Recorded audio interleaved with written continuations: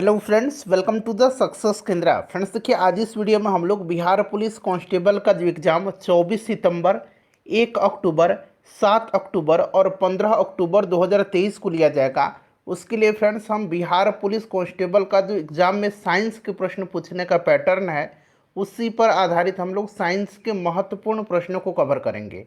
देखिए, काफ़ी question tough हैं। अगर इसमें आप 50% भी यानी कि 50% भी क्वेश्चन को सॉल्व कर लेते हैं तो समझिए आपकी तैयारी बहुत ही अच्छी है। फ्रेंड्स, फटाफट एक बार सेशन को लाइक कर दीजिए और इसका लिंक किसी भी एक ग्रुप में जहाँ कहीं भी आप हैं वहाँ पर फटाफट शेयर कर दीजिए। फ्रेंड्स, जैसे मैंने आपको बताया कि आज इस वीडियो में हम लोग बिहार पुलिस कांस्टेबल एग्जाम 2023 के लिए बिहार पुलिस में साइंस के जो प्रश्न पूछने का लेवल होता है, पैटर्न होता है, उसी लेवल और पैटर्न पर आधारित हम लोग बिहार पुलिस कांस्टेबल भर्ती 2023 के लिए साइंस के महत्वपूर्ण प्रश्नों को कवर करेंगे। चलिए स्टार्ट करते हैं। पहला प्रश्न पढ़ेंगे। पहला प्रश्न है कि कोशिका के समूह को क्या कहते हैं। आंसर अगर आप जानते हैं तो आंसर कमेंट में देकर के बताते चलेंगे। कोशिका के समूह को क्या कहते हैं? तो कोशिका के समूह को कहा जाता है उत्तक। ऑप्शन 3 राइट आंसर हो जाएगा, उत्तक। ठीक है। अच्छा, उत्तकों का जो समूह होता है, उत्तकों का समूह, कोशिकाओं के समूह को तो उत्तक कहा जाता है, लेकिन उत्तकों के समूह को क्या कहा जाता है? तो उत्तकों के समूह को अंग कहा जाता है। अच्छा, एक इम्पॉर्टेंट पॉइंट्स ध्यान रखेंगे। उत्तकों का अध्ययन क्या कहलाता है? ये भी प्रश्न पूछा जाता है। तो उत्तकों का अध्ययन जो है ये कहलाता है हिस्टोलॉजी। क्या कहलाता है? उत्तकों का अध्ययन, उत्तकों का अध्ययन कहलाता है हिस्टोलॉजी। देखिए फ्रेंड्स, जो भी मैं एक्सप्लेन करूँगा उसको आप ध्यानपूर्वक जरूर सुनिएगा। इससे क्या होगा कि एक प्रश्न के साथ साथ आपके 2-3 प्रश्न कवर होते चलेंगे। चलिए, ये सेशन थोड़ा सा टफ रहेगा लेकिन घबराना नहीं है। अगर आप इस सेशन से 50% भी प्रश्नों को सॉल्व कर लेते हैं तो समझिए कि आपकी तैयारी बेहतरीन है। चलिए नेक्स्ट क्वेश्चन करेंगे कि पौधे में लचीलेपन का गुण किस उत्तक के कारण होता है। अब थोड़ा सा यहाँ पर आप ध्यान देंगे, थोड़ा सा हम लोग पादप उत्तक के बारे में जान लेते हैं। देखिए, पादप उत्तक जो होता है यह 2 प्रकार का होता है। एक होता है, यहाँ मैं लिख देता हूँ आपको, विभाज्योतिकी उत्तक। ठीक है, एक होता है विभाज्योतिकी उत्तक और दूसरा होता है अस्थायी उत्तक। क्लियर? एक होता है विभाज्योतिकी उत्तक, दूसरा होता है अस्थायी उत्तक। अब देखिए, ये जो विभाज्योतिकी उत्तक है इसको अंग्रेजी में कहा जाता है मेरिस्मेटिक टिश्यू। मेरिस्मेटिक टिश्यू कहा जाता है। यह पौधे के अंगों की वृद्धि के लिए उत्तरदायी होता है। और जो अस्थायी उत्तक होता है यह क्या होता है? यह पौधे के जो यांत्रिक सहायता होते हैं, पौधे में लचीलापन होता है, पौधे के भोजन संचय होता है, पौधे में जो जल और भोजन का परिवहन होता है, इन सब के लिए ये जिम्मेदार होता है। कौन? तो अस्थायी उत्तक। क्लियर है?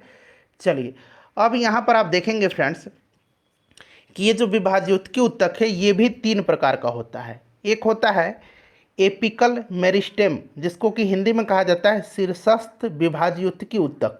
ये क्या होता है? यह उत्तक जो होता है जड़ और तने के शीर्ष भाग में होता है। दूसरा होता है पार्श्वत, यानी कि इसको लैटरल मेरिस्टेम कहा जाता है। यह जड़ और तने के पार्श्व भाग में होता है। और तीसरा जो होता है वो आपका होता है अंतर्वेशी विभाज्योतिकी उत्तक। ठीक है, तो ये भी 3 प्रकार का होता है और खास करके अस्थायी उत्तक इम्पोर्टेंट है। तो मेरा मकसद आपको अस्थायी उत्तक बताना है। देखिए, अब अस्थायी उत्तक जो होता है ये भी 2 प्रकार का होता है। एक सरल उत्तक होता है, एक सरल उत्तक होता है और एक होता है जटिल उत्तक। एक सरल उत्तक होता है और एक जटिल उत्तक होता है। ठीक है, अब देखिए, ये सरल उत्तक में जो आते हैं पेरेन्काइमा, उसके बाद कोलेनकाइमा, एस्क्लेरेन्काइमा, ये जो होते हैं सरल उत्तक हैं। और जटिल उत्तक कौन सा है? तो जटिल उत्तक यानी कि कॉम्प्लेक्स टिश्यू में आता है जाइलम और फ्लोएम। क्लियर? अगर पूछा जाए कि इनमें से कौन सा जटिल उत्तक है और ऑप्शन में आपको दे दिया जाए पेरेन्काइमा, एस्क्लेरेन्काइमा, कोलेनकाइमा, जाइलम, तो कौन सा जटिल उत्तक है? जाइलम है। ये जितने भी काइमा हैं, पेरेन्काइमा, एस्क्लेरेन्काइमा, कोलेनकाइमा, ये सरल उत्तक हैं और जाइलम और फ्लोएम जो है ये जटिल उत्तक है। क्लियर? चलिए, इतना याद रखिएगा आप। देखिए, पौधे में लचीलेपन का गुण जो होता है यह किस कारण होता है? तो फ्रेंड्स, ये होता है कोलेनकाइमा के कारण। कोलेनकाइमा को जो है हिंदी में कहा जाता है स्थूल कोण उत्तक। इसको कहा जाता है स्थूल कोण उत्तक। ठीक है, आपको हिंदी याद नहीं रखना है क्योंकि ये सब अंग्रेजी में ही खास करके पूछा जाता है। ठीक है, तो याद रखेंगे कोलेनकाइमा। यह कोलेनकाइमा जो है यह पौधों को यांत्रिक सहायता प्रदान करता है। क्लियर है? चलिए, अच्छा यहाँ पर ध्यान रखेंगे, एक है पेरेनकाइमा। यहाँ पर देखिए पेरेनकाइमा है। पेरेनकाइमा का कार्य क्या है? तो पेरेनकाइमा जो है यह पादपों के लिए भोजन का संचय करता है। पादपों के लिए भोजन का संचय करता है पेरेनकाइमा उत्तक। ठीक है, और पेरेनकाइमा उत्तक को ही इसमें ही जो है प्रकाश संश्लेषण की क्रिया होती है, और इसमें हरित लव उत्तक यानी कि कोलेनकाइमा इसको कहा जाता है। चलिए आगे मिलेगा, सब कुछ हम लोग डिटेल में डिस्कस करेंगे। चलिए, ट्रैकिड्स कहाँ पाया जाता है? ट्रैकिड्स जो है ये कहाँ पाया जाता है? तो देखिए अभी मैंने आपको बताया था कि जाइलम और फ्लोएम ये जटिल उत्तक हैं। ठीक है, जाइलम में जो भाग होते हैं जाइलम के, जाइलम 4 विभिन्न प्रकार के तत्वों से बना होता है। ये होता है ट्रैकिड, हिंदी में इसको कहा जाता है वाहिनिकाय। क्या कहा जाता है इसको? वाहिनिकाय कहा जाता है हिंदी में। ठीक है, जाइलम जो है, जाइलम 4 प्रकार के तत्व से बना होता है। एक ट्रैकिड्स होता है जिसको कि वाहिनिकाएं कहा जाता है, एक वेसल्स होता है। एक क्या होता है? एक वेसल्स होता है जिसको कि वाहिकाएं कहा जाता है, वाहिकाएं कहा जाता है। ठीक है, 2 तो हो गया। तीसरा है आपका, तीसरा क्या है? तो तीसरा आपका जाइलम फाइबर है, और चौथा जो है जाइलम पेरेनकाइमा है। ठीक है, तो ये याद रखेंगे। और फ्लोएम जो होता है, फ्लोएम भी जो है यह 4 तत्वों से बना होता है। एक चालनी लनिकाएं जिसको कि सीओ ट्यूब कहा जाता है, जिसको क्या कहा जाता है? सीओ ट्यूब्स कहा जाता है। पूछा जाए अगर कि सीओ ट्यूब्स किसका भाग है, तो याद रखेंगे ये किसका भाग है? तो ये फ्लोएम का भाग है। ठीक है, सीओ ट्यूब्स, उसके बाद कैम्पेनियन सेल्स, उसके बाद फ्लोएम फाइबर और फ्लोएम पेरेनकाइमा, और उसमें जाइलम फाइबर और जाइलम पेरेनकाइमा पाया जाता है।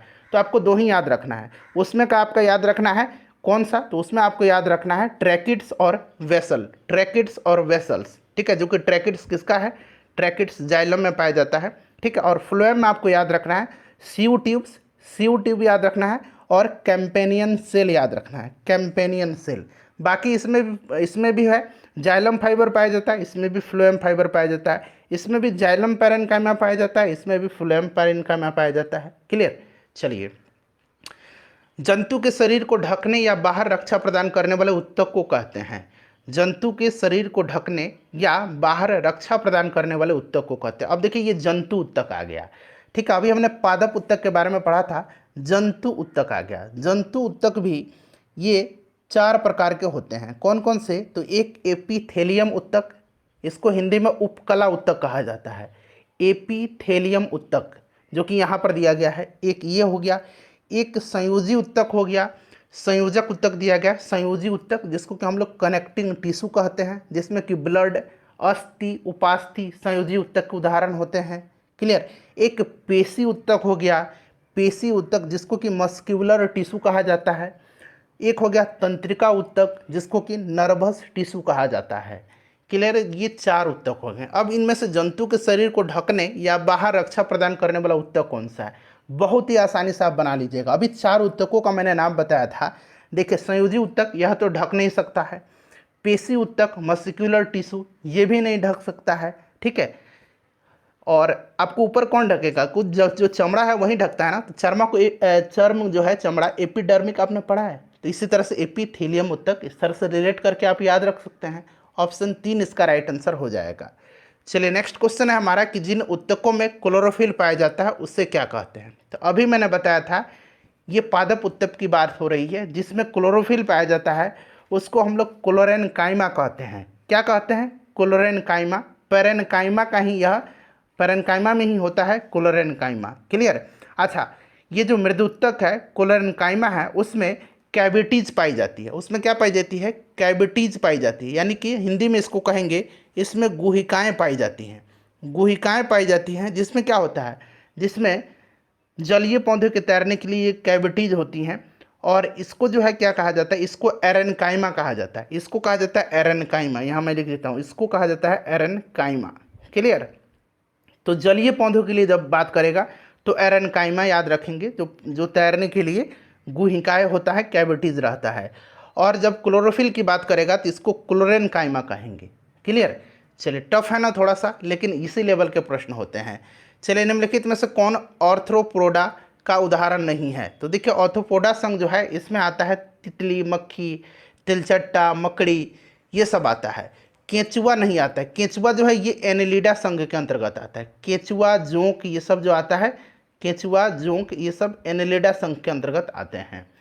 चलिए अगला प्रश्न कर लेंगे फ्रेंड्स। एक बार सेशन को लाइक कर दीजिए। और देखिए हम लोग बिहार पुलिस कांस्टेबल के लिए 50 से अधिक इंपॉर्टेंट प्रश्नों को कवर किए हुए हैं। मैंने सबका लिंक इस वीडियो के डिस्क्रिप्शन में दे दिया है, प्लेलिस्ट बना दिया है। आप चैनल पर चले जाइए और प्लेलिस्ट ओपन करके देख लीजिएगा।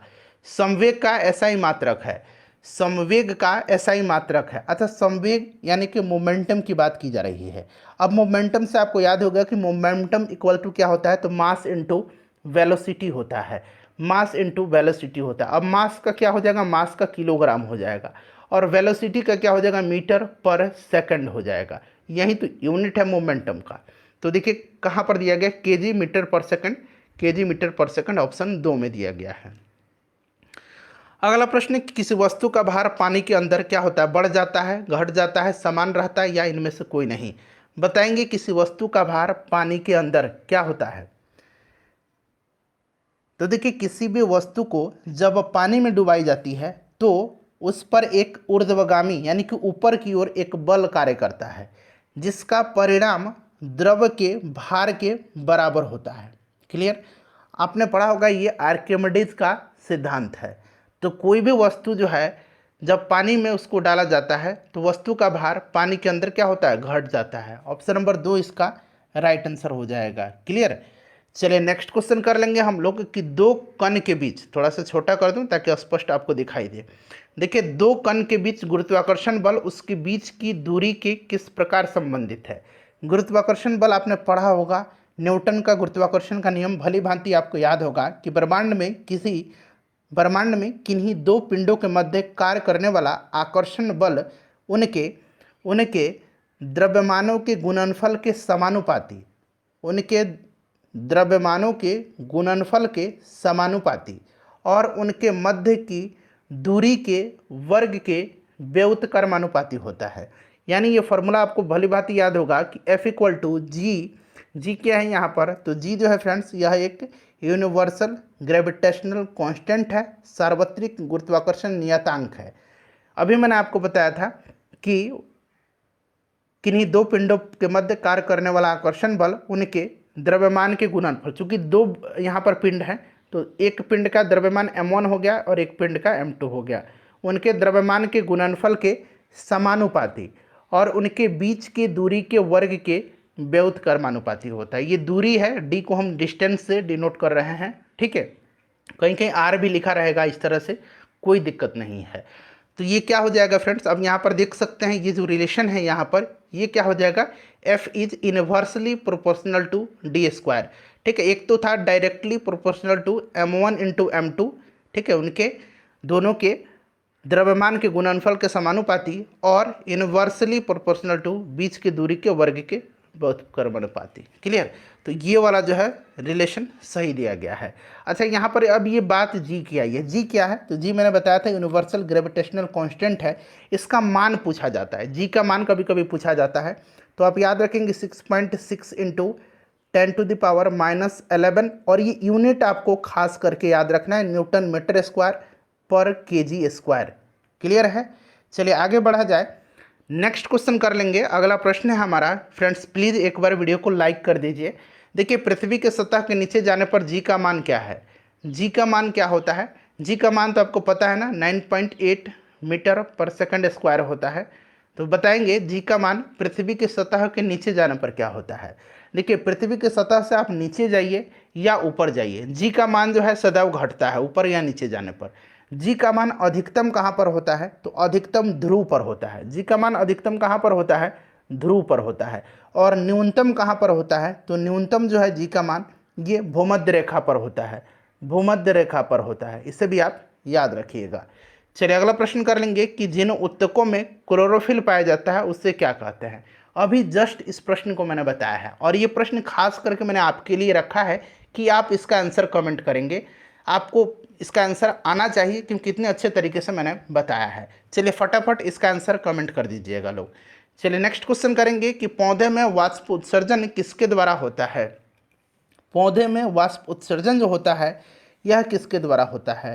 तो देखिए सबसे पहले आप यहाँ पर ध्यान देंगे कि पौधे में वाष्प उत्सर्जन जो होता है यह होता है स्टोमेटा के द्वारा, यानी कि हिंदी में इसको रंग्र कहा जाता है। ठीक है, रंग्र के द्वारा होता है, कहीं के रंग्र आपको रहेगा तो दोनों याद रखेंगे। अच्छा, ये जो वाष्पोत्सर्जन की दर है ये किन किन बातों पर निर्भर करती है, ये बहुत ज़रूरी है। देखिए, प्रकाश की तीव्रता बढ़ने पर, जब प्रकाश की तीव्रता बढ़ेगी तब वाष्प उत्सर्जन की दर भी बढ़ेगी। प्रकाश की तीव्रता बढ़ेगी, थोड़ा सा कॉमन सेंस लगाना है, प्रकाश की तीव्रता जब बढ़ेगी तो वाष्प उत्सर्जन की दर भी बढ़ेगी। ठीक है, तापमान जब बढ़ेगा तो वाष्प उत्सर्जन की भी दर बढ़ जाएगी, यानी कि प्रकाश की तीव्रता बढ़ा तो भी वाष्प उत्सर्जन बढ़ गई, तापक्रम बढ़ा तो भी वाष्प उत्सर्जन बढ़ गई। आर्द्रता जब बढ़ेगा तब वाष्प उत्सर्जन की दर घट जाएगी, आर्द्रता जब बढ़ेगा तब वाष्प उत्सर्जन की दर घट जाएगी। वायु की गति भी तेज होगा तब भी वाष्प उत्सर्जन तेजी से होगा। क्लियर, तो सिर्फ आर्द्रता में घट जा रही, आर्द्रता बढ़ने पर वाष्प उत्सर्जन घट जाती है, इसको नोट डाउन कर लीजिए आप। चलिए, अच्छा, आर्द्रता जो है ह्यूमिडिटी अंग्रेजी में इसको कहते हैं। ठीक है, याद रखेंगे। वाष्प उत्सर्जन की दर को किसके द्वारा मापा जाता है, तो वाष्प उत्सर्जन की दर जो है इसको मापा जाता है गैनोंग पोटोमीटर के द्वारा, गैनोंग पोटोमीटर के द्वारा। ठीक है, याद रखेंगे, हिंदी में मैं लिख देता हूँ, गैनोंग पोटोमीटर, गैनोंग पोटोमीटर के द्वारा वाष्प उत्सर्जन की दर को मापा जाता है। चलिए, तो ये स्टोमेटा हो जाएगा। नेक्स्ट क्वेश्चन है कि अस्थि कैसा उत्तक है। अभी मैंने आपको बताया अस्थि, उपास्थि, ब्लड यानी कि रक्त, ये जो है ये संयोजी उत्तक हैं, कनेक्टिंग टिश्यू हैं। क्लियर है।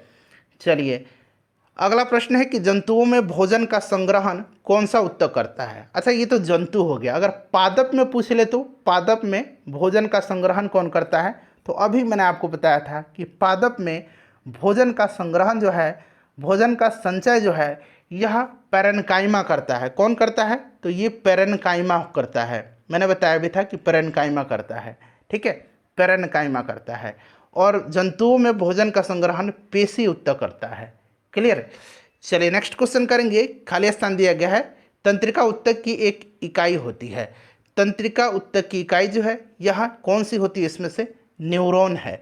न्यूरॉन तंत्रिका उत्तक की इकाई होती है। ठीक है। चलिए, नेक्स्ट क्वेश्चन है कि निम्नलिखित में से कौन सरल उत्तक का प्रकार नहीं है। अच्छा, सरल उत्तक के बारे में और जटिल उत्तक के बारे में मैंने बताया था। जटिल उत्तक दो ही चीज़ याद रखना है, जाइलम और फ्लोएम जटिल उत्तक हैं। बाकी जो भी आपका पैरेन्काइमा, कोलेन्काइमा, एस्क्लेरेन्काइमा, ये सब दिख गया, ये आपके सरल उत्तक हैं। तो फ्लोएम जटिल उत्तक है, फ्लोएम और जाइलम ये दोनों जटिल उत्तक हैं। ठीक है, याद रखिएगा। चलिए, नेक्स्ट क्वेश्चन है हमारा कि शैवालों में किस तरह का विभाजन पाया जाता है। जो शैवाल हैं उनमें किस तरह का विभाजन पाया जाता है, तो देखिए इसमें जो है असूत्री विभाजन पाया जाता है। असूत्री विभाजन जो है ये जीवाणु, असूत्री विभाजन जीवाणु, कवक, प्रोटोजोआ, शैवाल, इन सब में पाया जाता है। ठीक है, जीवाणु, कवक, प्रोटोजोआ, शैवाल में असूत्री विभाजन पाया जाता है। क्लियर, याद रखेंगे। चलिए, नेक्स्ट क्वेश्चन कर लेंगे कि 1 किलोवाट आवर कितने जूल के बराबर होता है। 1 किलोवाट आवर बराबर होता है 3.6 गुना 10⁶ जूल। ठीक है। चलिए, नेक्स्ट क्वेश्चन हमारा कि मानवों में ध्वनि की श्रव्यता का औसत परास क्या है। मानवों में ध्वनि की श्रव्यता का औसत परास क्या है, तो ये औसत परास जो है ये 20 हर्ट्ज से लेकर के 20,000 हर्ट्ज है। ठीक है, और ये देखिए 20,000 जो हर्ट्ज है इसको 20 किलो हर्ट्ज भी कहा जाता है। तो ऑप्शन ए राइट आंसर हो जाएगा। ठीक है। अच्छा, ये जो 20 हर्ट्ज से कम की जो आवृत्ति वाली ध्वनि तरंग है इसको कहा जाता है, क्या कहा जाता है, इसको इंफ्रासोनिक कहा जाता है। और ये 20 किलो हर्ट्ज से जो अधिक की होती हैं इसको अल्ट्रासोनिक कहा जाता है। क्लियर। चलिए, अगला प्रश्न करेंगे कि ध्वनि का वेग और आवृत्ति को इस तरह से थोड़ा सा लिख लीजिए ताकि आपको पता चले इस तरह से। ठीक है, एवं तरंग दैर्घ्य के संबंध आपको बताना है। तो देखिए, आपने पढ़ा होगा फ्रेंड्स कि किसी माध्यम में तरंग का वेग उसकी आवृत्ति और तरंग दैर्घ्य के गुणनफल के बराबर होता है। किसी माध्यम में तरंग का वेग उसकी आवृत्ति, उसकी आवृत्ति और तरंग दैर्घ्य के गुणनफल के बराबर होता है।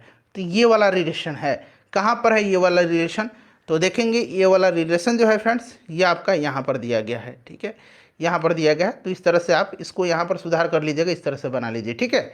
चलिए नेक्स्ट क्वेश्चन कर लेंगे। अगला प्रश्न है हमारा कि एक मशीन 200 जूल का कार्य 8 सेकंड में करती है, तो मशीन की सामर्थ्य कितनी है। मशीन की सामर्थ्य यानी कि मशीन का पावर पूछा जा रहा है, बताएंगे राइट आंसर क्या हो जाएगा। बहुत ही सिंपल है, पावर बराबर क्या होता है, तो पावर बराबर होता है work upon time, work upon time यानी कि कार्य बटा समय होता है। कार्य दिया गया है कितना, तो कार्य 200 जूल दिया गया है, समय दिया गया है 8 सेकंड। अब इसको आप लोग सॉल्व कर देंगे तो ये आपका 8 दूना 16 और 8 पच्चीस 40 यानी कि 25 आ गया। और पावर का यूनिट आपको याद रखना है, क्योंकि यहाँ 25 यहाँ 2 जगह है 3 जगह है, तो पावर का वाट होता है, तो 25 वाट इसका राइट आंसर हो जाएगा। चलिए स्नायु और कंडरा, अब ये शुद्ध हिंदी है।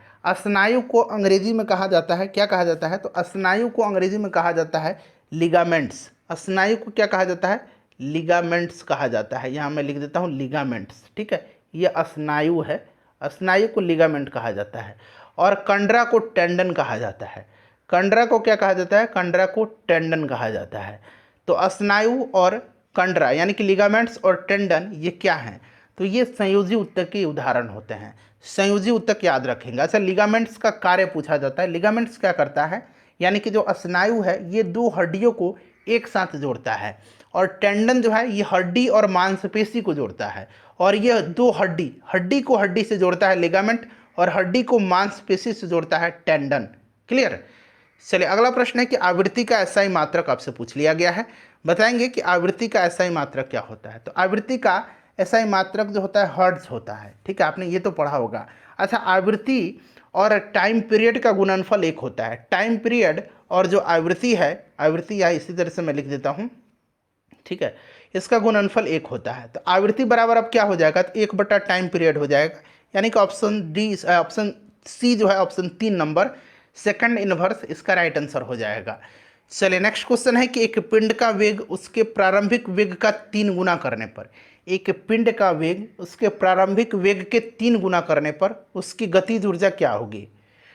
अब देखिए गतिज ऊर्जा हाफ mv²। कह रहा है प्रश्न में कि मास में कोई चेंजिंग नहीं है और ये 3 गुना उसकी ऊर्जा प्रारंभिक वेग कर दिया जा रहा है, तो यानी कि 3v² हो गया। अब यहाँ पर हाफ m 3 तिरका 9v² हो जाएगा। मैंने आपको बताया है कि जब भी आप गतिज ऊर्जा वाला प्रश्न को सॉल्व करेंगे तो इसमें से आप फार्मूला को बाहर निकालेंगे। अब इसमें फार्मूला क्या है, काइनेटिक एनर्जी का हाफ m और v², तो यहाँ पर निकाल दीजिए हाफ m और v²। अंदर क्या बच गया, अंदर 9 बचा, इस 9 को बाहर कर दीजिए, एक ही बात तो है, तो इससे पता भी चल जाएगा कितना है, तो 9 गुनी हो गई, ठीक है, ये काइनेटिक एनर्जी है 9 गुनी हो गई, तो इस तरह से 9 गुनी राइट आंसर हो जाएगा। चलिए वायरस से होने वाला रोग निम्नलिखित में से नहीं है, इनमें से कौन सा वायरस से होने वाला रोग नहीं है, तो डेंगू वायरस से होता है, इन्फ्लुएंजा भी होता है, एड्स भी होता है, हैजा नहीं होता है। हैजा जो होता है ये जीवाणु से होता है, हैजा बैक्टीरिया जीवाणु से होने वाला रोग है।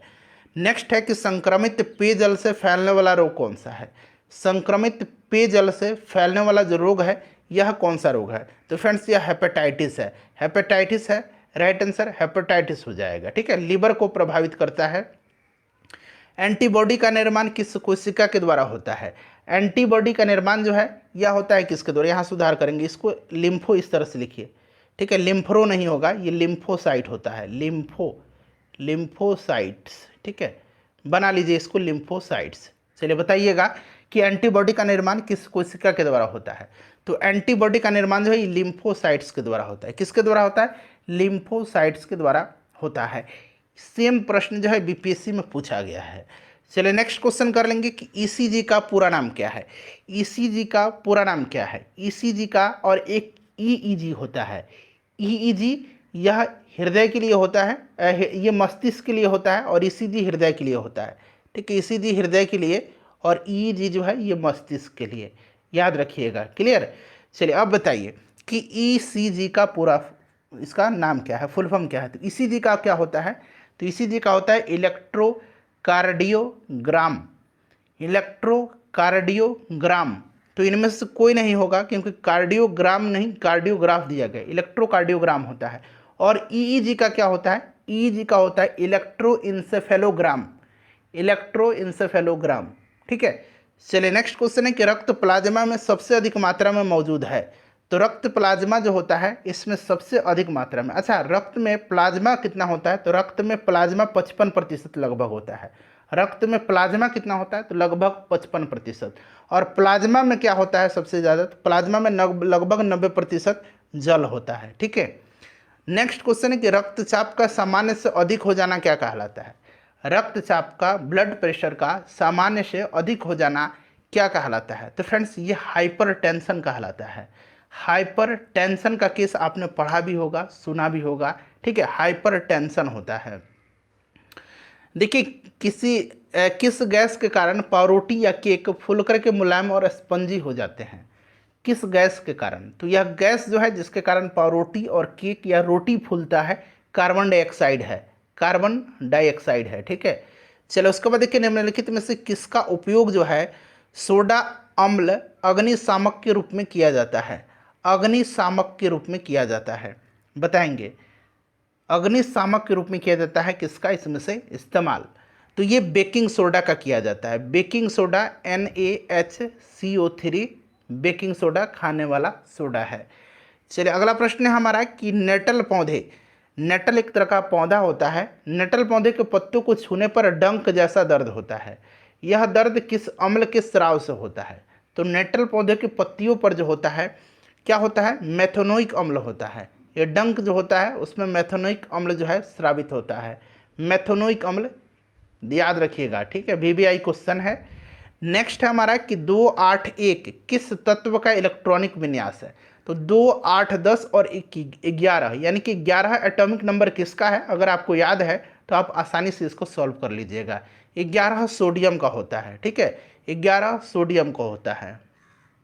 चलिए नेक्स्ट क्वेश्चन है हमारा कि निम्नलिखित किरणों में से सबसे अधिक वेधन क्षमता किसमें होती है, सबसे अधिक वेधन क्षमता जो होती है ये किसकी होती है, तो सबसे ज़्यादा वेधन क्षमता जो है ये गामा किरण की होती है, किसकी होती है, गामा किरण की वेधन क्षमता सबसे ज़्यादा होती है, तो गामा किरण हो जाएगा। और सबसे ज़्यादा आयनन क्षमता किसका होता है, सबसे ज़्यादा आयनन क्षमता किसका होता है, तो सबसे ज़्यादा आयनन क्षमता जो है ये अल्फा किरण का होता है। अगला प्रश्न कि 573 केल्विन का समतुल्य तापमान सेंटीग्रेड में क्या होगा, तो आपको पता है कि सेंटीग्रेड में हम जब भी सेंटीग्रेड से हम केल्विन में जाते हैं तो सेंटीग्रेड से केल्विन में 273 जोड़ देते हैं, 273 जोड़ देते हैं ना, आपको याद है ना कि 0 डिग्री C प्लस 273, ये केल्विन में इस तरह से हम लोग इसको बदलते हैं। तो देखिए अब आपको उल्टा आना है, केल्विन से सेल्सियस में आना है, तो आपको क्या करेंगे 573 में से 273 को घटा देंगे तो आपको सेंटीग्रेड मिल जाएगा, तो 0 ये आपका कितना हो जाएगा 0 और 5 में से 2 गया 3 यानी कि 300 डिग्री सेंटीग्रेड हो जाएगा। बर्फ का गलनांक है, बर्फ का गलनांक 0 डिग्री सेंटीग्रेड है, ठीक है, तो यहाँ पर देखिएगा केल्विन में दिया गया 273 केल्विन, क्लियर।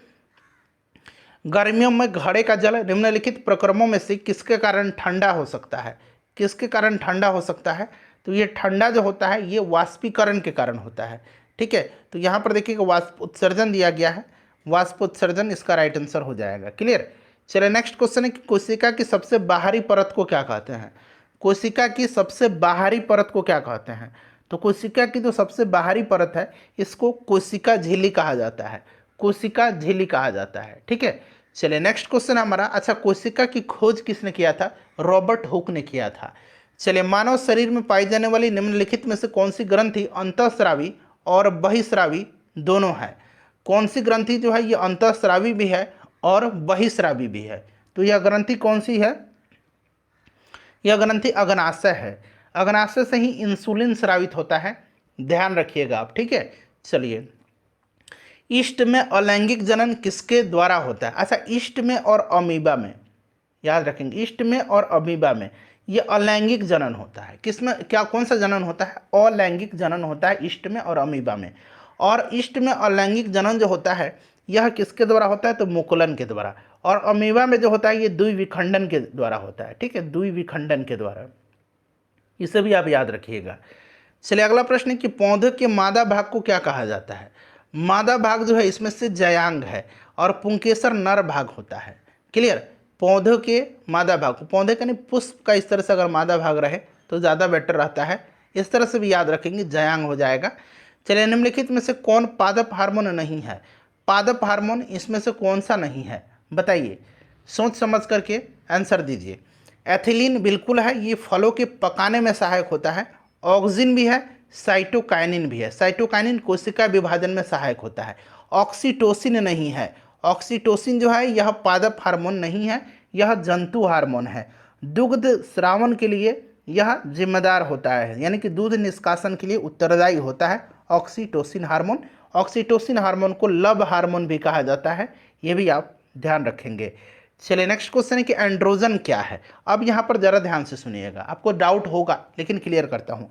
एंड्रोजन हार्मोनों का एक समूह है, एंड्रोजन हार्मोनों का एक समूह है जिसको कि नर हार्मोन कहा जाता है, नर हार्मोन कहा जाता है। लेकिन एंड्रोजन नर और मादा दोनों में पाया जाता है, और इसको कहा जाता है नर हार्मोन, लेकिन पाया जाता है नर और मादा दोनों में, लेकिन ये कहा जाता है नर हार्मोन। ठीक है। चलिए नेक्स्ट क्वेश्चन है हमारा कि पीतल एक मिश्र धातु है। पीतल जो है किसका मिश्र धातु है, तो पीतल जो है ये तांबा और जस्ता का मिश्र धातु है, तांबा और जिंक का यानी कि जस्ता का मिश्र धातु है। अगला प्रश्न कि कौन सी अधातु है जो कमरे के ताप पर द्रव अवस्था में होती है। कौन सी अधातु है जो कमरे के ताप पर द्रव अवस्था में होती है, बताएंगे भाई। राइट आंसर इसका क्या हो जाएगा, तो यह अधातु जो है यह ब्रोमीन है। ठीक है। एल्काइन का सामान्य फॉर्मूला पूछा गया है, एल्केन, एल्कीन और एल्काइन। एल्काइन का क्या होगा, एल्काइन का क्या होगा, तो एल्काइन का जो होगा फार्मूला इसका, ये आपका CnH2n-2 हो जाएगा एल्काइन का। ये एल्कीन का है, ये एल्केन का है। चलो उसके बाद नेक्स्ट क्वेश्चन है कि मेंडलीव ने अपनी सारणी में तत्वों को किस आधार पर व्यवस्थित किया था। मेंडलीव ने अपने आवर्त सारणी में तत्वों को किस आधार पर व्यवस्थित किया था। चलिए आवर्त सारणी का जनक कहा जाता है दमित्री मेंडलीव को। तो इन्होंने रासायनिक गुणधर्म के आधार पर, परमाणु द्रव्यमान के और मूल गुणधर्म के आधार पर, यानी कि उपरोक्त सभी इसका राइट आंसर हो जाएगा। ठीक है। चलिए अगला प्रश्न है कि मेंडलीव ने जब अपना कार्य आरंभ किया तब तक ज्ञात तत्वों की संख्या कितनी थी, तो टोटल 63 ज्ञात तत्व थे। ठीक है। चलिए ये प्रश्न आपके लिए है, इसका आंसर आप कमेंट करके बताइएगा।